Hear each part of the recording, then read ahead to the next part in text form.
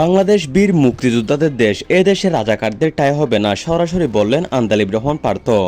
বিএনপির 11 জোটীয় সদস্য আন্দালিব রহমান পার্থ আজ একটি সরাসরি তীব্র বক্তব্য দিয়ে রাজনৈতিক অঙ্গনে ব্যাপক আলোড়ন সৃষ্টি করেছেন। তিনি স্পষ্ট ভাষায় বলেছেন, বাংলাদেশ বীর মুক্তিযোদ্ধাদের দেশ, এ দেশে রাজাকারদের ঠাঁই হবে না। আন্দালিব রহমান পার্থ আরও বলেন, এই দেশ মুক্তিযোদ্ধাদের রক্তের বিনিময়ে স্বাধীন হয়েছে। এখানে রাজাকার, যুদ্ধাপরাধী, তাদের উত্তরসূরিদের কোনো জায়গা নেই। যারা মুক্তিযুদ্ধের চেতনার বিরোধিতা করেছে, দেশের স্বাধীনতার বিরুদ্ধে অবস্থান নিয়েছে, তাদের ঠাঁই এ দেশে হবে না। তিনি সরাসরি জামায়াত ইসলামী ও তাদের মিত্রদের উদ্দেশ্য করে বলেন, জামাত ও এনসিপি সহযোগীদের রাজাকারদের দল, এরা দেশের স্বাধীনতার শত্রু।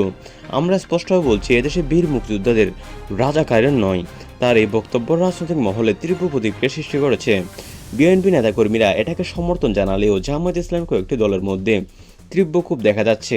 সামাজিক যোগাযোগ মাধ্যমে নেটিজনদের মধ্যে তুমুল আলোচনা চলছে। কেউ কেউ আন্দালিব রহমান পার্থের বক্তব্যকে সাহসী, দেশপ্রেমিক বলেছেন, আবার কেউ কেউ এটাকে উস্কানিমূলক হিসেবে দেখছেন।